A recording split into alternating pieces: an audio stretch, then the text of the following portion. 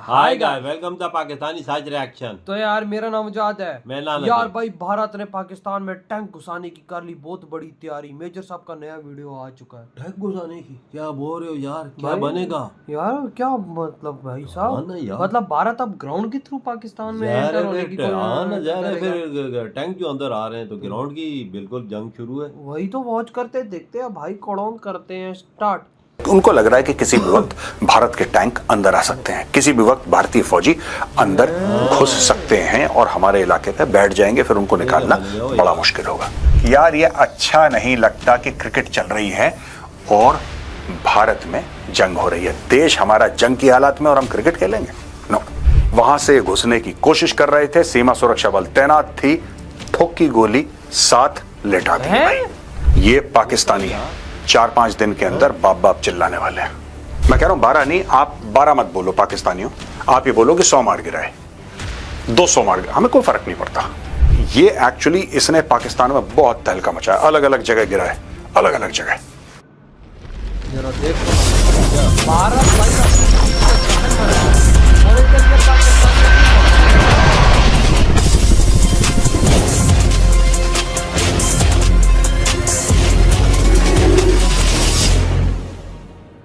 जय हिंद दोस्तों, मैं हूं मेजर गौरवारी और आप देख रहे हैं द चाणक्य डायलॉग्स। आपको धुंधलापन दिखाई दे रहा है दोस्तों? ये धुंधलापन हुआ है लगातार मिसाइल और ड्रोन के अटैक से पाकिस्तान के ऊपर, और काफी सारी डेवलपमेंट्स भी हुई हैं दोस्तों, जो आज मैं आपको बताने की कोशिश करूंगा, समझाने की कोशिश करूंगा। कौन कौन से प्लेटफॉर्म्स हमने इस्तेमाल करे, कौन कौन से हथियार इस्तेमाल करे। काफी लोगों की डिमांड थी कि साहब हमें थोड़ा समझाइए ये क्या है, ये पूरा सिस्टम है क्या है, चलता कैसे है ये। तो आज मैं बताने की कोशिश करूंगा कि वो कौन कौन से हथियार थे जो भारत इस्तेमाल कर रहा है। दोस्तों भारत के पास तो भंडार है। ये शुरू करने से पहले एक बात आपको बताना चाहता हूं, बहुत जरूरी है कि आप और मैं समझ लें ये चीज। हमें तो समझाई गई थी, there is something called fog of war. Fog of war क्या होता है? आप समझ लीजिए कि धुंध है, ये कॉन्सेप्ट है फॉग ऑफ वॉर। और फॉग ऑफ वॉर में कंफ्यूजन होता है, ये बात तय है, ये होता है लड़ाई में। ऐसा होता है कि सोशल मीडिया जो इस्तेमाल करते हैं, ट्विटर फेसबुक इस्तेमाल करते हैं, वो वहां पे तो नहीं रहते जहां पे गोलियां चल रही हैं, या वहां पे नहीं रहते जहां पे ऑपरेशंस हो रहे होते हैं, क्योंकि या तो आप इंस्टाग्राम की रील बना लो या आप गोली मार दो, दोनों में से एक ही चीज हो सकती है, राइट?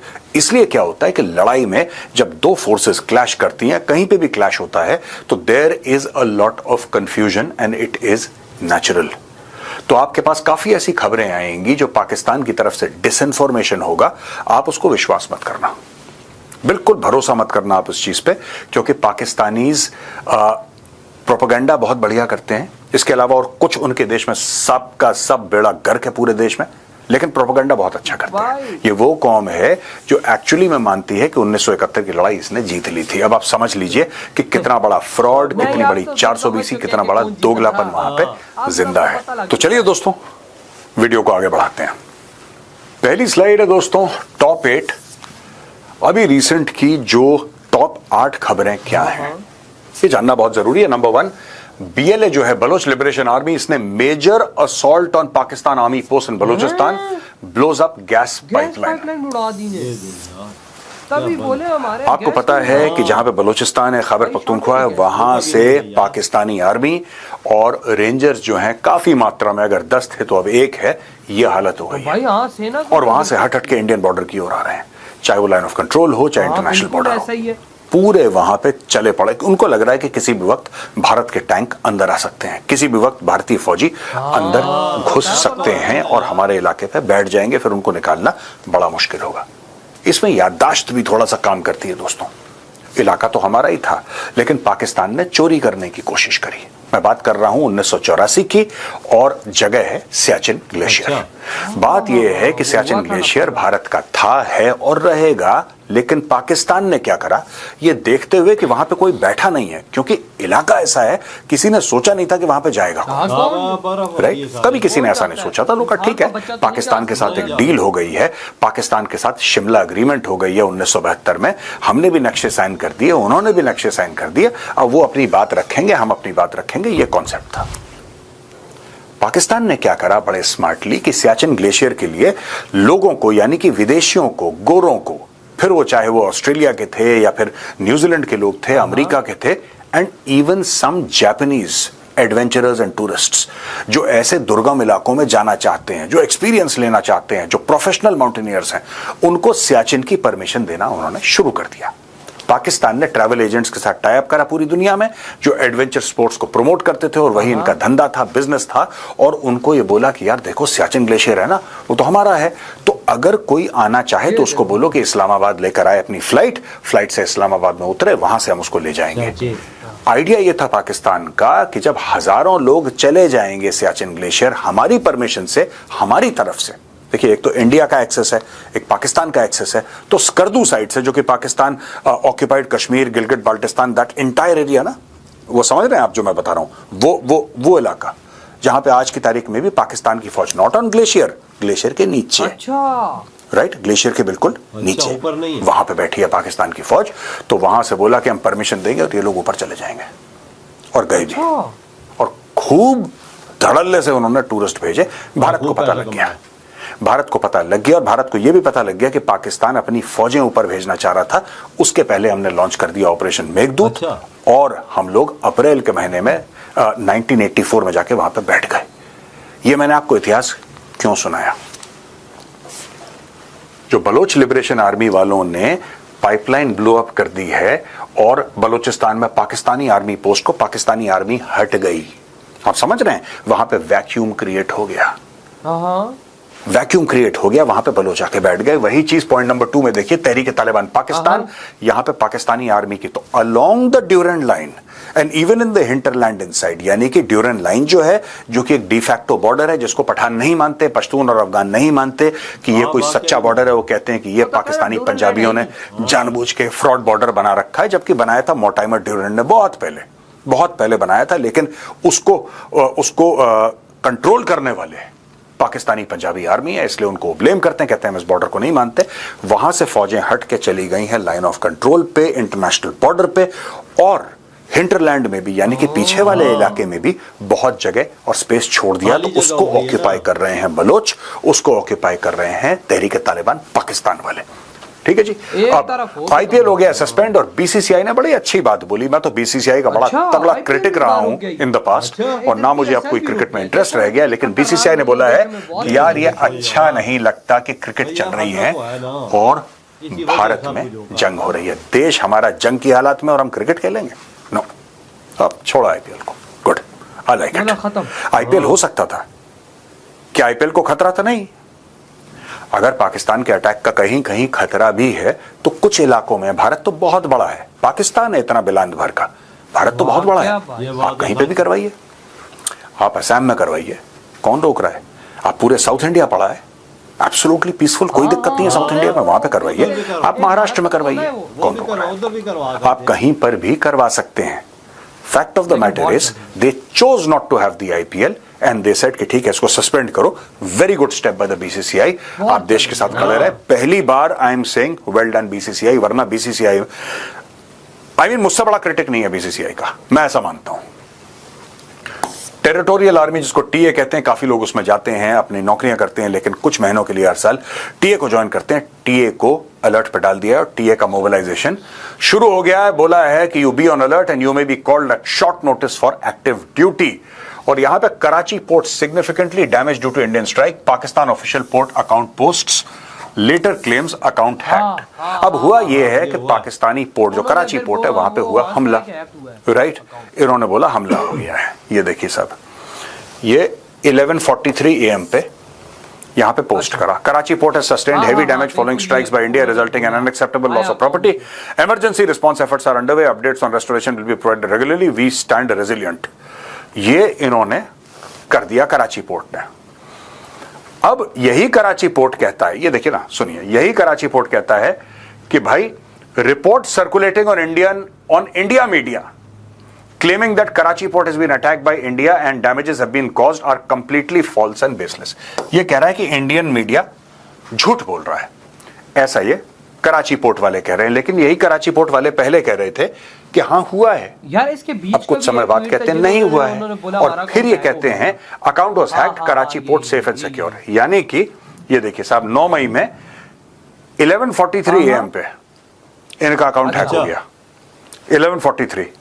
अगर 11:43 पे अकाउंट हैक हो गया तो ये वाला ट्वीट किसने करा था हाँ वही कि इंडियन मीडिया झूठ बोल रहा है, और उसके बाद ये ट्वीट आया है 12:40 PM। ये भी 9 मई की बात है, ये भी 9 मई की बात है। यानी कि आपका अकाउंट हैक भी हो गया, हैक हुए अकाउंट से आप ट्वीट भी कर रहे हो, और ट्वीट करने के बाद आप ये भी बता रहे हो कि अकाउंट हैक हो गया है और आपने सारा काम 1 घंटे में कर दिया। हाँ यार ऐसे अब लोचा मैं आपके ऊपर छोड़ता हूं कि ये खबर झूठ है कि सच है, आई डोंट नो, मुझे नहीं पता, मैं आपके ऊपर छोड़ता हूं, ठीक है। बड़ी कड़क बात कर रहे हैं। हाँ, एक और बात है जो गवर्नमेंट ने रिक्वेस्ट करा है कि जितने भी मीडिया चैनल्स हैं इनको बताया गया कि आप लाइव कवरेज ना करें और real time reporting of defence operations ना करें। Don't do live coverage and real time reporting of defence operations. क्या होता है कि चाहे वो मीडिया हो चाहे सोशल मीडिया हो, इसमें दोनों के दोनों एक ही जैसे हो जाते हैं कभी कभी ना। मुझे व्यूज चाहिए, मुझे व्यूज चाहिए, अब मुझे व्यूज चाहिए तो मैं कुछ ऐसा करूं कि मुझे व्यूज चाहिए। तो मुझे लगता है कि ये थोड़ा सा, मैं ये नहीं कहूंगा बिल्कुल गलत है या इलीगल है, मैं ये कहूंगा कि थोड़ा सा इररिस्पॉन्सिबल जरूर है। जब देश युद्ध के हालात में है तो हमें थोड़ा सा अपने आप को रिस्ट्रेन करना चाहिए। मैं पूरी कोशिश करूंगा कि मैं खुद को थोड़ा सा रिस्ट्रेन करके चलूं। अगर मुझसे गलती हो गई है मैं खुद को भी रिस्ट्रेन करूंगा। आपसे भी रिक्वेस्ट करूंगा कि अगर आप देखिए, फौजी मूवमेंट तो मैं कभी कवर करता नहीं हूं और मुझे कई बार पता भी होता है क्योंकि मेरे दोस्त हैं, मेरे कोर्समेट्स हैं, मुझे पता है। ये नहीं कि कॉन्वॉय कहां से जा रही है ये सब नहीं पता, बट हाँ लोग कहीं जा रहे हैं तो मोटा मोटी पता लग जाता है because of your network, but nobody from the army will ever reveal. और 99% ऑफ द टाइम्स तो हमें पता ही नहीं रहता कि क्या हो रहा है। कभी वंस इन अ वाइल पता लग गया, उसको भी हम बातचीत नहीं करते कभी। Never talk about it because it is against the interest of the nation security. Never ever talk about it, कभी भी नहीं। आपको पता है, भूल जाओ, फोन जेब में रखो। फौजी जा रहा है, 100 गाड़ियां जा रही हैं आर्मी की बॉर्डर की ओर, आपने देखा, डोंट स्टार्ट फिल्मिंग। आपका जो सीधा हाथ है ना या उल्टा हाथ है, इधर फोन नहीं होना चाहिए। फोन डालो जेब में, फौजी जा रहा है उसको वेव करो, सल्यूट करो, बोलो ऑल द बेस्ट, भारत माता की जय, दैट्स इट, अपने घर जाओ। अगर आप देश के लिए कुछ करना चाहते हो तो ये करो। ये फोन निकाल के बार बार रील बनाना, this is against the interest of the country. BSF ने 7 पाकिस्तानी टेररिस्ट मार दिए। ये धंधार पोस्ट है सामा सेक्टर में, वहां से घुसने की कोशिश कर रहे थे, सीमा सुरक्षा बल तैनात थी, ठोक की गोली, 7 लेटा दिए भाई, ठीक है। और ये पाकिस्तान और कोशिश करेगा। यहां पे आफ्टर इंडिया स्ट्राइक्स पाक, New York times drop militants for terrorist in the headline. तो जब शुरू में हुआ था, जब ये पूरा पहलगाम का ये बड़ा दर्दनाक टेरर अटैक हुआ था पहलगाम में, तो पूरा न्यूयॉर्क टाइम्स, जो कि दुनिया का आई थिंक सबसे बड़ा अखबार है in terms of reputation etcetera, पैसा वैसा बहुत इसका बड़ा वजन है न्यूयॉर्क टाइम्स। तो कह रहा था मिलिटेंट ने। अब वो मिलिटेंट नहीं कह रहे, अब पाकिस्तानी जो टेररिस्ट हैं उनको टेररिस्ट ही बोल रहे हैं, और they have drops militants for terrorist in headline. जो इनकी हेडलाइन स्क्रीम करती हैं ये हो गया, दे आर सेइंग टेररिस्ट्स। ये बहुत बड़ी जीत है और ये सच्चाई की जीत है, नैरेटिव की जीत नहीं है, ये सच्चाई की जीत है। ये टेररिस्ट हैं, उनको टेररिस्ट बुलाओ। ये गोरों की क्या आदत है कि यार जो हमें मारेगा वो टेररिस्ट है, दुनिया भर में जो कलेश करे वो टेररिस्ट नहीं है, ऐसा नहीं है। ये पाकिस्तानी टेररिस्ट हैं and that is how the headlines should be used. दोस्तों, ऑपरेशन सिंदूर के बाद पाकिस्तान ने जवाबी कार्रवाई करने की कोशिश करी, बड़े रॉकेट मारे, ठीक है, रॉकेट मारे, हवाई जहाज से मिसाइल्स वगैरह, ये सब पाकिस्तान ने कोशिश करी। तो भारत ने जवाबी कार्रवाई में इन जगह, ये रावलपिंडी है, अटक है, चकवाल है, गुजरावाला, सरगोदा, लाहौर, बहावलपुर, घोटकी, मियानो, उमरकोट, कराची, इन सब जगह पे भारी मात्रा पे ड्रोन से तकरीबन हमने बमबारी करी है। अलग अलग किस्म के ड्रोन थे दोस्तों, और पाकिस्तान को काफी नुकसान झेलना पड़ा है। तो पहले तो हमने मिसाइल मारी, स्कैल्प और हैमर, राइट। लोग कह रहे हैं ब्रह्मोस भी मारी गई है, लेकिन आई डोंट नो, मैं इसको 100% आपके सामने नहीं कह सकता कि हाँ मैं श्योर हूं कि ब्रह्मोस मारी है। लेकिन हम ये मान सकते हैं कि अगर सुखोई डिप्लॉय करी होगी या अगर सुखोई का स्क्वाड्रन ऊपर गया होगा तो सुखोई में ब्रह्मोस लगता है, राफेल में तो नहीं लगता ब्रह्मोस, या मिराज में तो नहीं लगता ब्रह्मोस। ब्रह्मोस तो लगेगा सुखोई पे लगेगा। तो अगर सुखोई 30 ऊपर गया है, जो कि गया है, और अगर उसने फायर करा है तो उसके पास ऑप्शंस हैं। सिर्फ ऐसा नहीं कि सिर्फ एक ही ब्रह्मोस है, उसके पास ऑप्शंस हैं। लेकिन सुखोई के अंदर ब्रह्मोस भी होता है, लेकिन इसकी पुष्टि मैं नहीं कर सकता क्योंकि इसका मुझे 100% नहीं पता है। यहां पे पूरा ड्रोन अटैक हुआ है दोस्तों, दोस्तों ये पूरा मैप है जहां जहां पे पाकिस्तान ने अटेम्प्ट करा, सीज फायर वायलेशन और अटैक करना और मिसाइल भेजना और ड्रोन भेजना, ये सब ड्रामा करा।